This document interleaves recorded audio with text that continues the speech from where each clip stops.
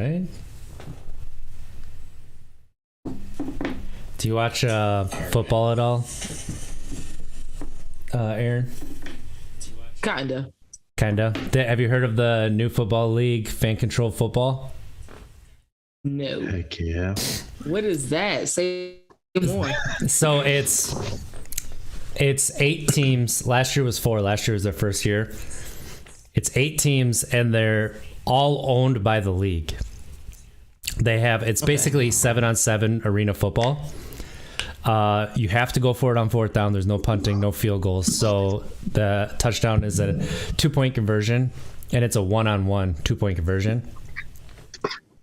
And then it's the fans pick their teams that they like. They stream live on Twitch, and then the fans get to vote on the plays. And every single play is voted by fans as it goes. So the owners are actually social media influencers. So all the league operates all the teams, so you don't have to worry about an owner like defaulting on payments, which is is the reason for like the USFL folding and the American Association of Football. So that's a good thing right there. And then every week they draft new teams. So the fans go in and they pick them like schoolyard style. Wow. It's pretty cool. So last night was the first game. That seems pretty cool. Yeah. They're about, I don't know. I think the games were, so last year they wanted to keep the games about an hour to an hour 15 each, which is like perfect. So there's 4 games this year, and I think they kept it pretty close to an hour and a half every game. So it's not like super, super long, which is nice. Yeah. So we'll check that out. It is cool. It's fan control football. Fan control football. Yeah. Gotcha. And with that, we will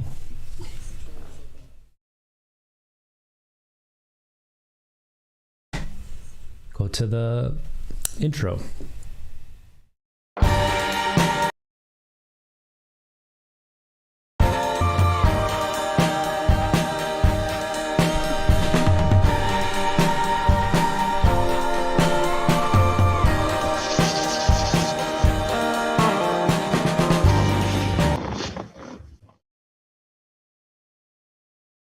Welcome. Thank you for tapping into some Untapped Keg, our podcast about sobriety and mental health. You can find it on all podcast platforms and youtube.com/untappedkeg. We'd love it if you give us a subscribe, leave us a review, give us that 5-star rating so we can reach more people. I am one of your hosts, RJ Zimmerman, and I'm here with my good friend, Monte Ball. How you doing, big guy? It's good to have you back. What's up, man? If you said you wanted the host, technically you've been the host for the last like 3 to 4 months here, man. I appreciate you letting me have that time away, man. Take care of school, everything else that's going on. Stress, man. Stressful times, but not the worst thing. But I'm doing well. Excited for our guest today. But before we get to our guest, RJ, how you doing, man? I'm tired. I struggled all week. I have had not a lot of sleep and 2 kids that I don't know where they find all this energy, but I wish I could bottle a little bit of it because I'd never be wanting for money again. Sell that stuff. So without further ado, I'd like to welcome our guest, Erin Brown, founder and host of Resilience in Action, the podcast, Resilience in Action, LLC. She helps connect young people, highlight their worth and value through resilience. You can find Resilience in Action on all podcast platforms. How are you doing today, Erin? Thanks for joining us. Of course. Thank you for having me. I'm doing good this morning. This morning is a good morning. Good. I forgot to mention too, Erin is also an author of a book, The Bounce Back Method. Correct? I got that right? The value method. The value method. Very close. Dang it. Yes. The value method. Yep.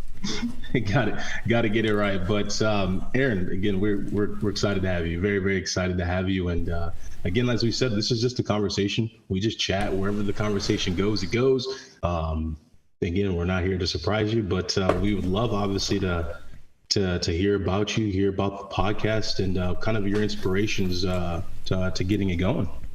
Perfect. Yeah. So yeah, I'm Erin Brown. I have always struggled with life.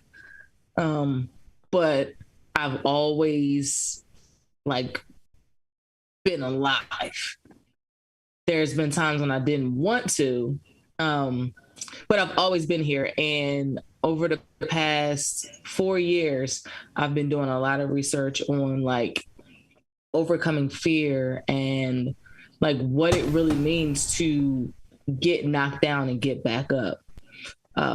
And in comes resilience in action. I've been speaking on resilience for several years now, doing a lot of research on resilience and what it means to other people.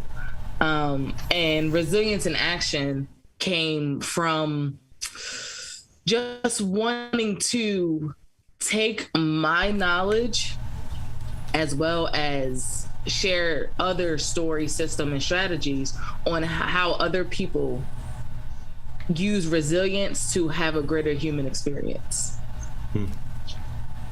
I like that. I really like that. Resilience to have a better human experience. I've actually never heard it put that way. Yeah, I've been. Like I said, I did a lot of research and trying to make sure I use terms that would catch people, because that's what makes people listen, and they like, what? A greater what? Like a human experience, because I believe we're all just trying to figure out ways to have a greater human experience. Like we're here and, we have to deal with life, right? So how can we deal with life in a way that makes it better, not only for us, but for the people in our orbit, the people in our circle, the people we're around, and the folks that we come in contact with on a daily basis. Mm-hmm. Absolutely. I just like talking with you because you inspire me and motivate me just that little bit right there, right? Like saying greater human experience and talk about it. It's like you take things that I think a lot of people think, especially when they have alone time, like if they're driving by themselves, you have that longing and you're putting it into words. Like you're taking the feelings and putting it into words. And I think that hits people when you're able to do that, when you're able to take somebody or something that we think about and you're like, well, how do I really explain this? And then you hear somebody put it into words. Yes. So you wrote the book first, The Value Method, correct? Mm-hmm. So yes. When going through the process of writing The Value Method, how did that nail down that like you wanted to do a podcast and then it kind of helped define what resilience in action would turn into? So I've always wanted to be an author and I knew I had a story to tell, and this the value method is really it's a 5-step process to unlock your greatest potential. And when in doing that, what do you need? You need resilience, because everything is not always going to go your way. You're going to fail, and I'll talk about that in the book. You're going to fail. But it's not the failure, it's how you respond to that failure. Mm-hmm. That really, will make all the difference. And being able to take that book and translate it into a couple of episodes of Resilience in Action is like, get the book because you can mark all into it and write down. And I have, there's activities and there's like, there's one activity I have in there that you audit your orbit. So you audit your circle, like the 5 people that you're around. Like when you leave, do you feel drained or do you feel like energized? Do they excite you? Or are you always like paying for brunch and stuff like that? Like those 5 people that you are around the most, what type of relationship are you having? Like, is it one that you need to cut off? Because if it is, then you have to go ahead and now you have to do the cutting, because the one thing I always say is that when you acknowledge something, you can't take back what you know. Mm-hmm. once you acknowledge like this relationship is not beneficial to me anymore in this season, you can't say, oh no, I changed my mind. I changed my mind, because you're lying to yourself. And lying to yourself, I think that's a whole nother topic for a whole nother day, but being able to share that knowledge from the book on the podcast has really, really opened my eyes to how other people have viewed the book, and what they got from it. I know what I got from it, but I also get to learn how other people see it, audit your orbit, your vision, where you're going, what you need to learn on that vision to make it stick. Let me see, VALU, utilizing your resources, and E, showing excitement and enthusiasm. And there's actually a bonus chapter, is S, so the values method. And that S is sharing your knowledge, sharing what you know. One of my favorite quotes is, knowledge is like magic. It's great to possess, but greater when it's shared. So sharing what you know with other people, whether they're like-minded or not, but sharing, those tips and tricks that you've learned and developed over the years and stuff like that. That's what really, really influenced, me actually turning it into a podcast, because now I give other people that platform to share the knowledge and their tips and strategies that they use, to have a greater human experience. Yes, it seems like, the sharing part of it is very, very important. And again, obviously, having a podcast, and obviously you having a podcast, sharing stories most definitely can help to tear down stigma, to help people open up, to help create safe spaces for folks to feel comfortable. And I would love for you to chat, just share a little bit about that, about how that experience has been for you with your podcast, some of the guests you've had on, and just maybe some of the, some stories, some positive stories of folks coming back and saying, thank you, for letting me, vent on your episode and stuff like that, because I'm very interested in hearing this. So, not even to I interviewed RJ, and that was one of the best conversations that I was able to have with the guest. Nuh-uh. One of the best conversations. Don't give him that. Don't give him that. It really was. I love interviewing, right? And I think I told you that I love interviewing, because I love having the conversation, And of course, I interviewed Jasmine Williams. She's a speaker. I interviewed Deuce Carter. He's a Muay Thai fighter.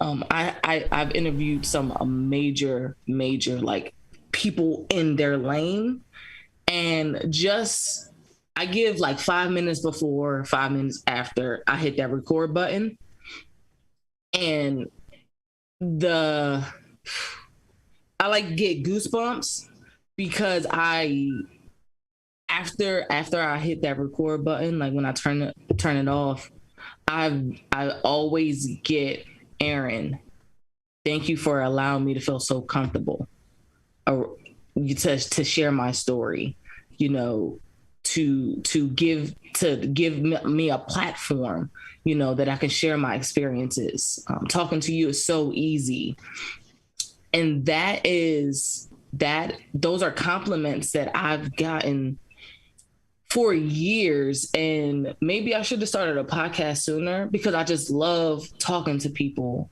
and I love when people feel comfortable around me. I want people to be able to show up as who they are authentically. I don't want you to feel like you have to be a certain way, say a certain thing. If, we're conversing and I'm asking you a question, I want you, and I encourage you to tell me the full answer and the real answer. And with RJ's interview, we got some real answers, out of you. And thank you for being on the podcast, dude. I really, really appreciate it. So just the joy that I get, it could be selfish in a way, because I interview people and it makes me feel good. Yeah. So I guess we're changing what selfish means in a sense, because it does. It absolutely makes me feel good when I know that the people, my guests that I bring on, they're, excited to talk to me. They're interested in what we're talking about. They know that they can come and it's a safe space for them to share, stories that they may never have shared before. And that's very special. It is.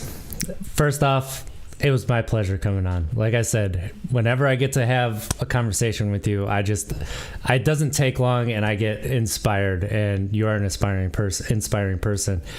One thing that you just said there that I really want to talk about is changing what selfish means. And I really wanted to give you more props, but you said that, and that I want to go to that while I'm still there, because my ADD is going to carry me to another place. But talking about, selfish and how we were raised, that anything we do for ourselves is selfish. We feel it down. And this is something that we are learned through culture, society, school, everything. Now, all of a sudden, we're trying to be our best selves. And in part of being your best self is you got to do self-care. You got to take care of your best self. And that's what you're doing with the podcast. That's what we do with the podcast. So we get the same feeling that you do. It's peer support therapy for us. Mm-hmm. And that's what I think is lost in a lot of different areas, is we forget that when we're around people who want to grow, who are looking to be their best selves, that helps us. And you're creating a platform that's allowing people to share their stories and be open and honest, no judgment. And it does feel selfish when you're done. I've grown so much in the past 2 years since we've done this podcast, that it's I cannot believe that I was sitting still for as long as I was, and not even realizing I was sitting still. So I think you're right. We do have to change the social meaning behind selfish, because when you're your best self, you're not just happy and affecting yourself. You're helping everybody around you, whether you know it or not. And so I love that you said that. I love that you said that. You cannot pour from an empty. You cannot pour into other people's cups if your pitcher is empty. Yeah. And I believe that. I wish I would have known that, or practiced. Let's say I wish I would have practiced that a long time ago. Absolutely. But you cannot do it, and I think that is the trouble that a lot of people face. How do I pour into even your kids? How do I pour into my children, but I am running on fumes? You can't. Of course, you find your ways, but at what cost? At what cost? Mm-hmm. So I encourage everyone, take a step back. Even parents. I don't have any children, but if you used to paint, right, and you had kids, and then life got away from you, and you really enjoy painting, I encourage you to take that time to go paint. Mm. Because that's refilling your pitcher. So you can go and you can engage and show up fully for your family, for your friends, for your coworkers. Go back and do what you enjoy doing, And then you find who you are too, because that's a big thing that we shifted. And you talked about also showing up authentically as yourself. Our society, the American society talks about individualism and, all this, but then they take this box and they fit you in it. And they say, mm-hmm. This is what you're supposed to do. This is who you're supposed to be. Fall into it. And one thing that I've loved the past few years is especially the younger generations being like, no, you keep that box. That's not me. I'm going to take that box. I'm going to hold it myself and I'm going to fill it with myself. And like that, that is inspiring to see all on its own, looking at it from the way that it's healthy for everyone. It's healthy for everyone. It creates a better society, happier people. It's just, that's how we get change. Right. So I love that you said that. It is. Oh, yes. It's scary. And that's another reason why a lot of people shy away from it, because we fear the unknown, like we fear it. It's petrifying. I'd rather do what we've always done. It's just like my parents. They went to work and they worked at one job for 30, 40 years, no matter how they were treated, no matter what, they showed up to work. And now it's like, no, we're not doing that. Bill, you're not just going to talk to me any old way and expect respect from me. You expect me to go above and beyond when you're talking to me like I don't have this degree, I don't have this experience, and that's what we're not going to do. So it is really, really interesting to see the differences and the generations. And I think we're all old enough now to like really be able to sit back and it's like, wow, things are really, really changing. And it's scary change, but it's change that we need. I watched a video a couple months ago, and it was an old school video, like someone was recording like at a workplace, and the boss, I guess, was running around like smacking all these women on the butt. Like, and I'm like, in real life? Like this wasn't a TV show? It was a video, like a video of this guy, and they're all like laughing, giggling. It's like, I wish somebody would do such thing right now. So not gonna do it, but like to see what was allowed, right? What people were comfortable with back in the day, and to watch how we've progressed and knowing right from wrong, and how we're showing up for not only ourselves, but for the people that are coming up behind us. I think that's really, really, is really, really great to see. I think, yes, I'm most definitely agreeing. And I find it to be, it's almost interesting, right? I just had this conversation yesterday with somebody, and they were saying something very similar, where we've really been doing a great job of ruffling the feathers, right? Within the workplace, obviously within neighborhoods, society, et cetera. When we talk about obviously the disparities within healthcare, as compared to our Black and Brown communities, of all of the above. And I think this raise, in a sense, this is rising, this overall consciousness is something that we've needed for so long. And I believe there's been a lot of power in podcasts, right? The explosion of the podcast realm. And so I guess I'm just ranting here, but Erin, man, I mean, what you've been doing, it sounds like you've been really making your mark. And I guess my question is, what do you want? What do you want from your podcast? I'll take your question, and I will actually raise it to what do I want from my life? Right? So my podcast is a part of me. It's going to be a part of me forever. What I want is for when I die, for my tombstone, if it said, Erin allowed us to show up authentic.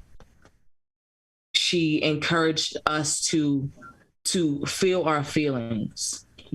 I felt the most human I've ever felt with the help of Erin. That's what I want. I want people to feel that they can, and I want my podcast to also encourage people to feel, because we are human. We get mad, we get sad, we get angry, we get frustrated, we feel grief, we feel anguish. Grief and anguish are two separate emotions, and learning how to differentiate between the two, to have it all ties back to having a greater human experience. I want my podcast and my life to embody that for other people. Wow, brilliant answer. Wow. Thank you. Yeah. That's a great question. Absolutely.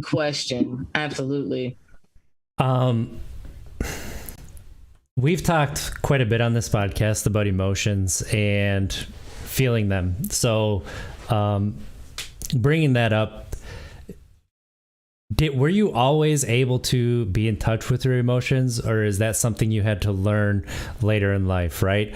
Did it always come out as anger, or is it something that you've learned to communicate with yourself in a more healthy way, where it's not just anger? You feel anger, but that anger isn't every single emotion coming out as anger. That anger is legitimately, I've been disrespected, I'm frustrated at this, object that's not working right. Like, that anger is okay. But like when you take all of your emotions and you put it into anger, like that's really just a shame bubble coming up to punch somebody in the face. And usually it's yourself. Yeah. So that's an excellent question. The Erin that is speaking to you right now is not the Erin that would have been speaking to you 6-7 years ago.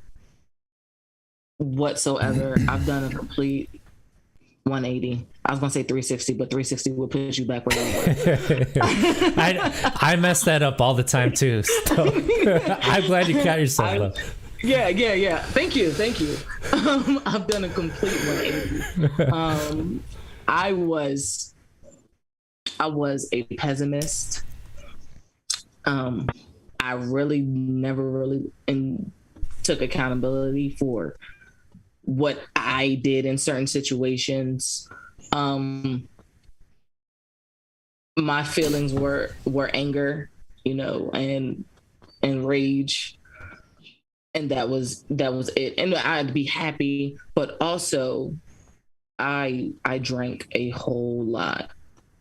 I drank to kind of suppress those feelings, and those emotions. So I would show up, smiley and bubbly, and like once that all went away, I would then be like, yeah, I want to kill myself, and learning myself and really, really getting in touch with what I was meant to do on this earth. That's what shifted everything. I've always enjoyed talking to people and providing advice, and all that stuff. And one day it just clicked that maybe you're here to encourage other people, to keep fighting, to continue to live on and find their anchor, find that thing that is going to hold you down when you want to float away.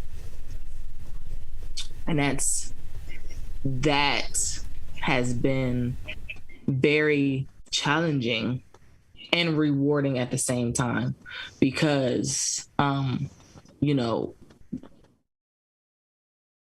after attempting, I think, I can't speak for anyone else, but for me, I think after so many attempts, those feelings, when I get frustrated, when I get sad, when I get angry, when I feel grief, those thoughts never really go away. And that's something that I have to hold myself accountable for, because if I let that take me away, that gives the people who are watching me the encouragement and the right to go ahead and do it for themselves as well. Mm-hmm. And I am not okay with taking that responsibility at all. You know, I'm never going to give somebody permission to do that. So I can't do that. So learning how to communicate my feelings and how to talk to my wife when I'm not in the best of mindset, and having that support system that understands what you need at what time. Sometimes I need to be left alone. Sometimes I need to be held, you know? So having that support system that understands, and that's not easy. It's not easy to build because I think we're so hard on, or I wouldn't say hard. It's very, very hard to understand someone who is suicidal if you never had those thoughts, if you never really experienced that. So I think it's hard for someone to be like, well, it's easier for like, you're weak, you know? Yeah. You're this, you're that, which I don't know if people know that, but that's counterproductive because now you're just confirming what I think I already know about myself, you know, and that's not going to make me want to be here. Mm-hmm. So it's not a laughing matter. I laugh because I know I've been there and it freaking sucks and it's terrifying. But learning how to talk about your feelings, being open is the best thing that I've done for myself and the people that I'm around in my orbit ever. Aside like the podcast and just being motivational, learning me has been the best thing that I've ever done. Like I'm patting myself on the back because it's hard. It is hard. It's really hard. That's I mean, you want to talk about resilience right there. I mean, I know why you like not just that word, but the life, right? It makes total and complete sense why that word is so personal to you. And, you know, real talk right now, a lot of the time when we talk to people who are having suicidal ideations and thoughts, and we talk about what's it going to do to everyone around them. Well, that's not going to help them. That's going to send them further. Like, we need to change that conversation. It's about them and why they matter. And that's something that, like, I've learned from Big Kev over at Laugh for a Purpose, is how we talk about it as well. He's been very open about his suicidal ideations and his battles with depression and his mental health. And if we just take time to listen and learn how we talk about things, and then how we talk about emotions, and we don't let others' emotions dictate how we feel, like, that goes a long way with how we can connect with other people. And I think that's a shift that's like a year old or so, is talking about not letting other people's feelings dictate how we feel, because that's very hard as well, especially for a certain type of people out there who are sensitive to those shifts. Like, it's easy to talk and it's harder to do. And that's something that I think is important to say too. So thank you for being very vulnerable and open about that, Erin. And yeah, absolutely. I didn't mean to turn it dark, y'all. My bad. That's what this podcast is. It's, you know, we get real and we can laugh about it. You know, like when we talk about our drinking, like there's not a lot to laugh about, but at the same time, we could still laugh because we got through it. Like we had been there. Like there's something to be said for that. Like how we process things. There's nothing wrong with laughing about kind of what we went through, because if we can laugh about it, it means we're healing from it, right? Absolutely. I tie my laughter into like just feeling pure joy. Yes. You know, for finding like really, really like going from not wanting to be here to wanting to inspire other people to want to be here, you know, and that is pure joy, pure happiness. Erin, I got a question for you. So when you stated that you like, because I found something in what you said that I can really relate to, going through these phases of, you know, wanting to be around the people you love and then wanting to be left alone. Yeah. So when you are wanting to be left alone, what is it that you do? What's your mindset in that moment? Are you focusing on just healing from maybe past traumas or what have you, or are you more focused on what's to come? Great question. I usually am just trying to live every minute, to find something every minute, to latch onto, to hold on to. And sometimes that journey is only, well, all the time that journey is only mine. But also it's not a journey that I always want to share with, you know, my wife or my mother or something like that. Because it's petrifying, right? It's like walking down, like, you know, you're driving in the middle of nowhere at 12 o'clock at night and there's no street lights, right? And you turn your headlights off. Yes. That's what it's like. And I don't always want to take that and give it to other people, because that's not theirs to carry.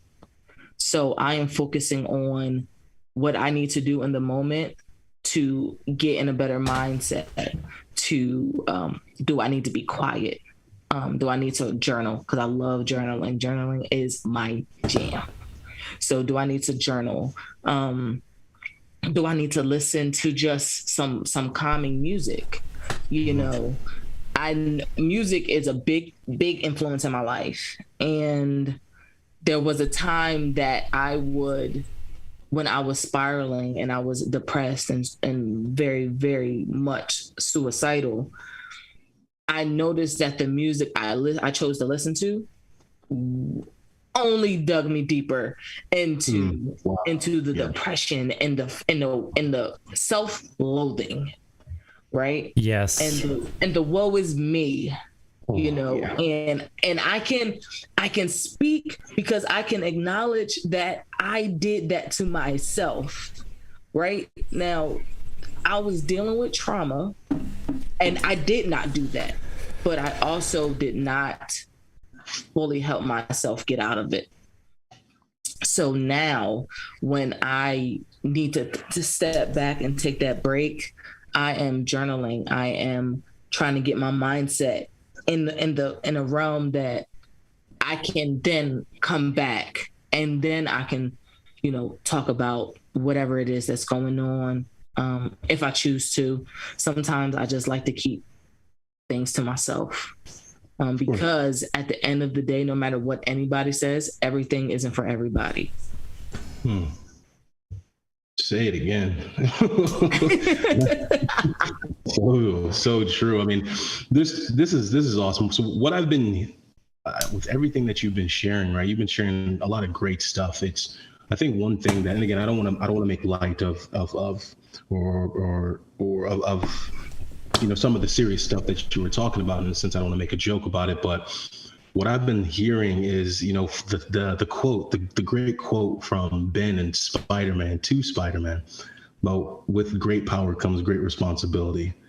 and listening to you chat right here, that's something that's just been really inspiring for me when you would say, you just have to make sure that you are showing up because there are others relying on you. I mean, you got to make sure you're not passing on traumas or feelings that may be a burden to others of some sort. And that's just stuff that I really enjoy hearing, because you're not only focused on, I think that just speaks volumes about how much you care about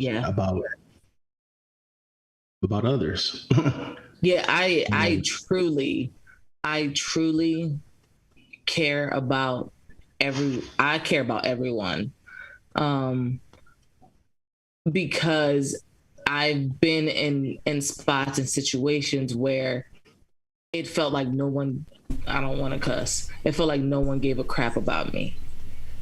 And I do not want to ever be in a position where I had the opportunity to show up for someone and I didn't.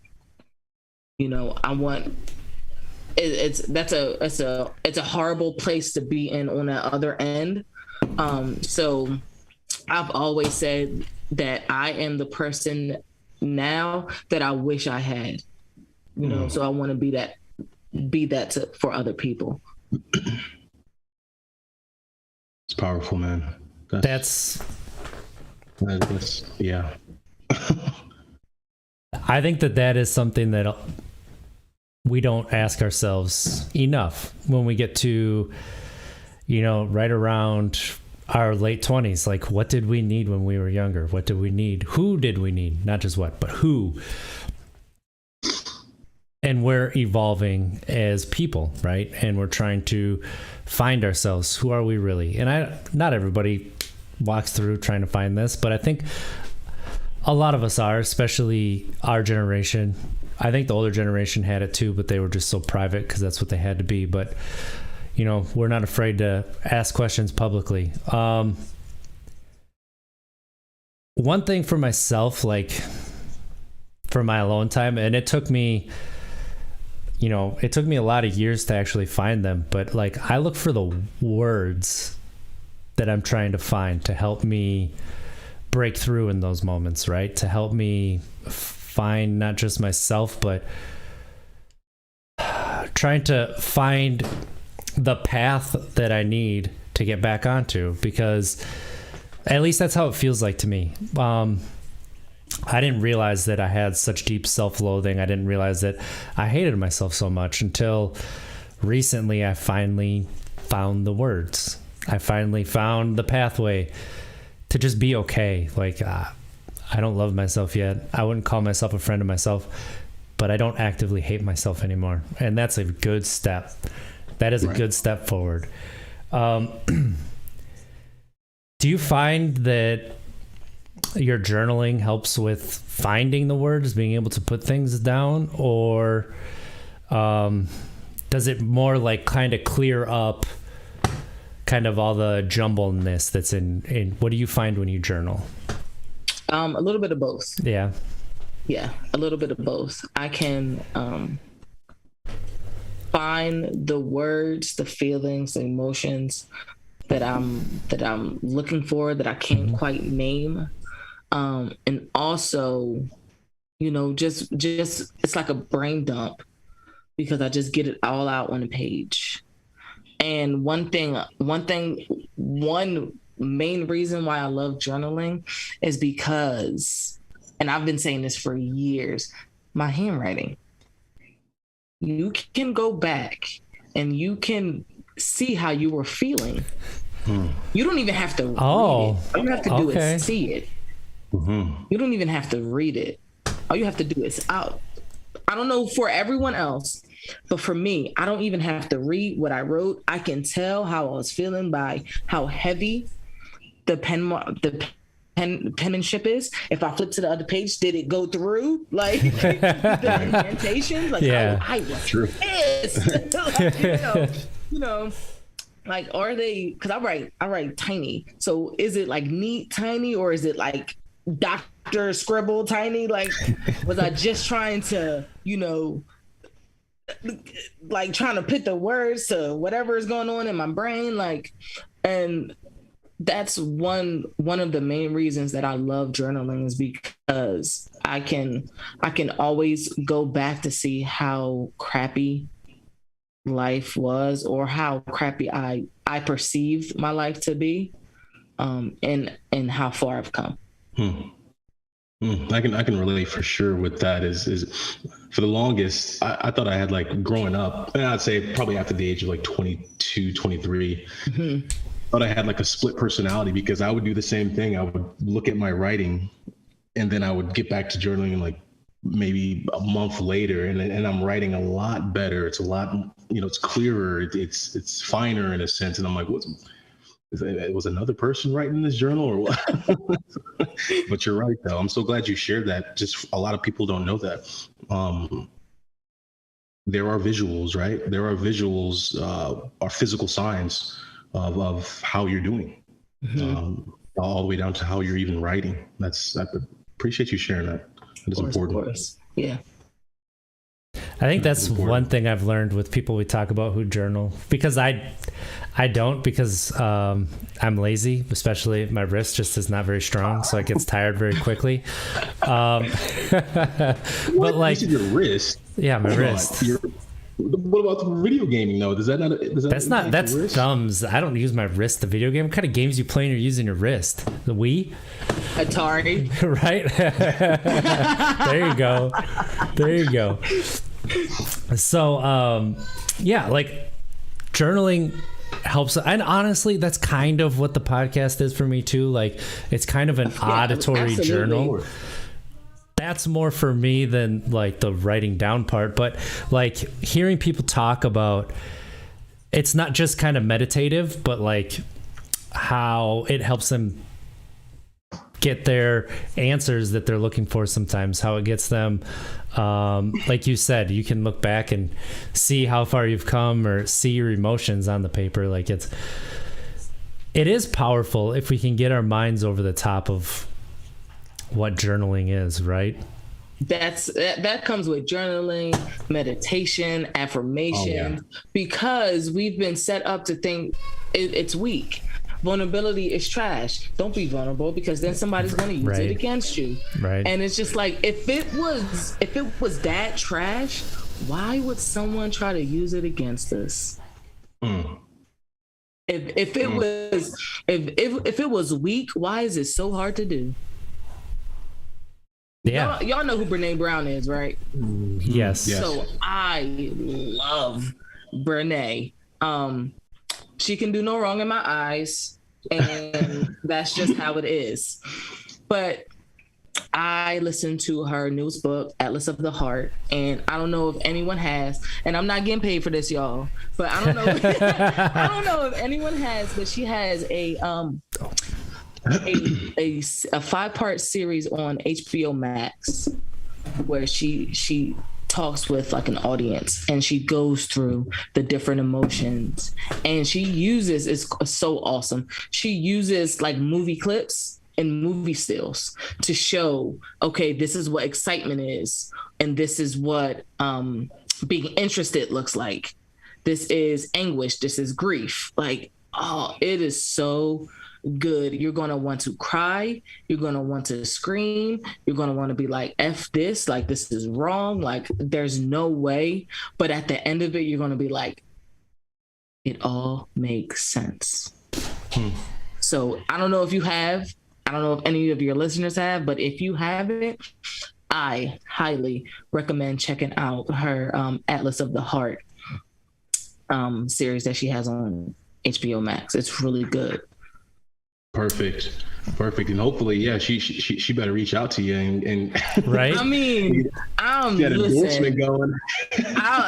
That would be all I need. What, Erin? Awesome. What happened to her? Oh, Brene Brown called her. Rest in peace, Erin. Like, you know, Montz might be able to hook that up. I mean, he knows a lot of people who know people. I mean, I'm giving you. I can figure. I'm giving you a task, Montz. I can check it out. I mean, again, we're all what 4, 5, 6 degrees removed from knowing everybody on the planet. Pretty much. So, actually, I already know a contact right here. I can Boom. reach out to Manuel Acho. It took you 0.0 seconds. Manuel Acho, I can reach out to, and he just did a show with her. So I'll see what I can do. Yeah, absolutely. Yeah, it most definitely our gift to you for you hopping on our show. This is awesome stuff. So I guess since we've already mentioned it, right? What are we? What hour are we? Almost we're at 50 minutes. Yep. So we kind of already mentioned it already. Sounds like, obviously a hobby of yours is podcasting, interviewing folks. Obviously the other is journaling. Do you have any other hobbies that you like to do to kind of like get away and kind of just escape into your own mind? I love to read. I'm a big reader. Opposed to like going like out to like a lounge or something, you could probably find me at the Stacks in Barnes & Noble. For real. Don't you just like walking around? But the smell of knowledge. It's just so therapeutic. Like my wife be like, "Oh, babe, you stay here. I'm gonna go and do this and third. I'm gonna go. She knows exactly where to find me. I'm gonna go to Best Buy. You stay at Barnes and Noble. You nerd. Push them glasses up.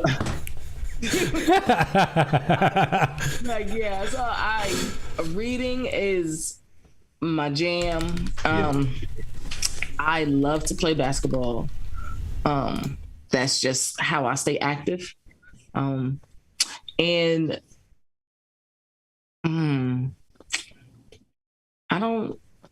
I guess just life. I mean, I lived for so long, like not really fully enjoying life to the point where I'm just like, okay, every day it might not be good, but there's good in every day, and it's up to me to figure it out.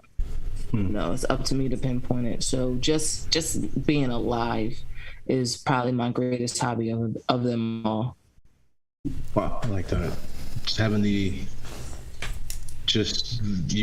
can do whatever you want. The experiences will come and go. You can just having the freedom to decide on what it is you want to do. Absolutely.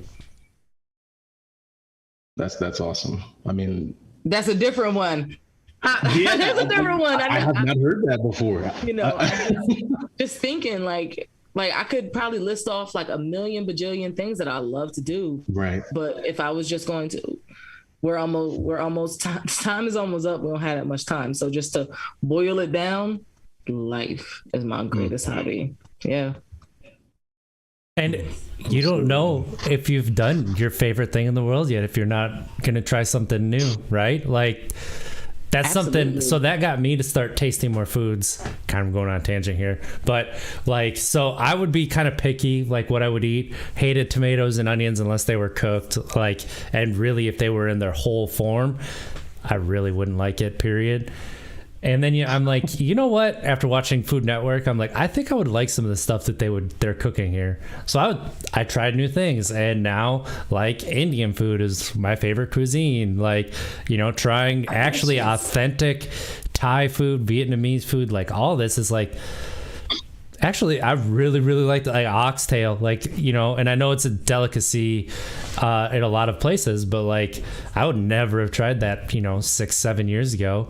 Or probably more like 10. It's been about 10 years since I really started to try more foods, but it's, like you don't know what you don't know. So if you're not willing to try something new, how do you know it's not your new favorite food, your new favorite hobby, your new favorite, whatever it is? So absolutely. One Taking thing, your taste buds on the experience. I know that's right. Oh, absolutely. Absolutely. And one thing I didn't know about myself, because I thought it was, I don't know. I don't know. I just didn't think it was for me, but it turns out it is like living close to the ocean. Like I'm finding serenity in that. I'm finding peace just being there and walking, and not just hearing the waves, but like it's the wind that blows in your face and everything. Like I'm finding serenity in that. And that sounds very cliche, but I'm like standing there and I'm like, this is this is it. This is actually what I like. Yes. So don't be afraid to try things, even if they sound cliche. Absolutely. I want to go skydiving. Yeah. Oh yeah. Let's go. Oh, yeah. Let's go. I mean, let's get a trip together. Don't get me excited because I will find you're in Virginia, aren't you? Yes, I am. Where at in Virginia? Norfolk, Virginia Beach. So like 20 minutes from the North Carolina border. See? I mean, that's why. Yeah. I mean, we might have to look something up and see, meet in the middle somewhere. This summer, all right. I'm marking it down. It's going to happen. I'll be in Virginia in 2 days. So Adam up for the challenge. He's somebody who is he's one of my favorite people, especially not just in the mental health space, but people period. We've had him on the show and he's in the comments right now. He's doing a fundraiser for jumping out of a plane. He's scared of heights, so he's doing a fundraiser raising money for is it for Brains Trust, Adam? I think it is. It's a charity for brain cancer research. So he does a lot of awesome things, and yeah, so that it's kind of funny that he's there and we're talking about skydiving. So Erin, as we're winding down, what is one thing that you want people to know about the Resilience in Action podcast? I want people to know that regardless of who my guest is or what the show is about, the specific episode, you will get something from it. There's going to be something that resonates with you, regardless of what episode, who it is, whether I'm doing a solo episode. I guarantee it. And I don't guarantee a lot of things, but I promise that if you give it a listen, you will specifically get something from it. Something's going to touch you. Awesome. I couldn't agree more. I sent you that message. Like, I listened to the first 3 episodes and it was like, I was kind of in a blah kind of a space, and it's like that, it got all my adrenaline, like all my hope, everything was flowing. And it was like, yes, this is awesome. And I haven't listened to the newest one, but the last one I listened to was with a guy who was in the military talking about Sylvester. Sylvester. That one is a very good one. Every single one of your episodes so far have been bangers, and that one was very good as well. So I'm looking forward to listening to the new one. So where can people find you, Erin? You can find me on IG, Facebook, Twitter, TikTok, Snapchat at EB Speaks. You can find me on IG. You can find the podcast Resilience in Action Podcast on IG. You can find me on YouTube because just like this, I like to get visuals because you can listen to it and not get the same thing as actually seeing it. So I upload all my interviews to my YouTube channel. It is EB Speaks Motivation. Yeah, that's where I'm at. And lastly, where can we find your book? Oh, Amazon. Actually, to be super easy, you can go to my Instagram, click the link in the bio, takes you right there. Sweet. Yeah, awesome. Perfect. Monts, where can people find you? Yeah, you guys can find me on Twitter, MonteBall28, Instagram, MonteBall. Obviously, our Untapped Keg pages as well. Send us questions, topics, guests you'd like to see. We'll get back to you as soon as possible. RJ, where can they find you? Find me on Twitter at It's Trickster, ITZ, the I is the one in Trickster, and then Untapped Keg on all social medias.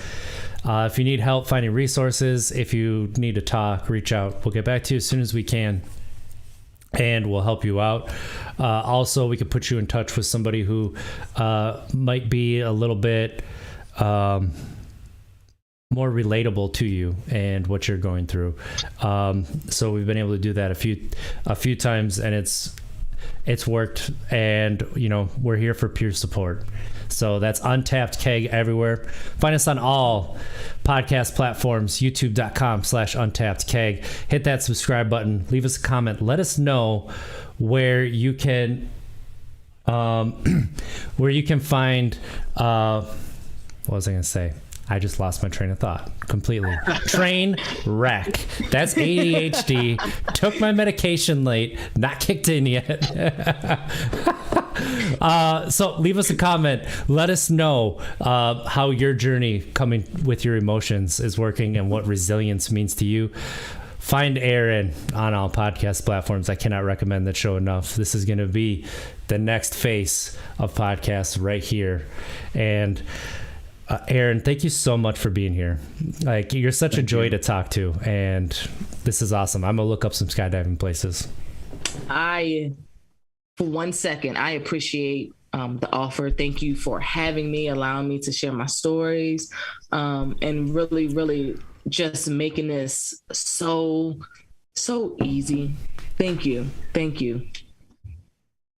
Absolutely. This has been wonderful, and enjoy your Sunday. You too. You as well. Thank you guys so much. Thank you. Let's try to be better tomorrow than we were today, because at least if we don't make it, we tried. Have a good week, everybody.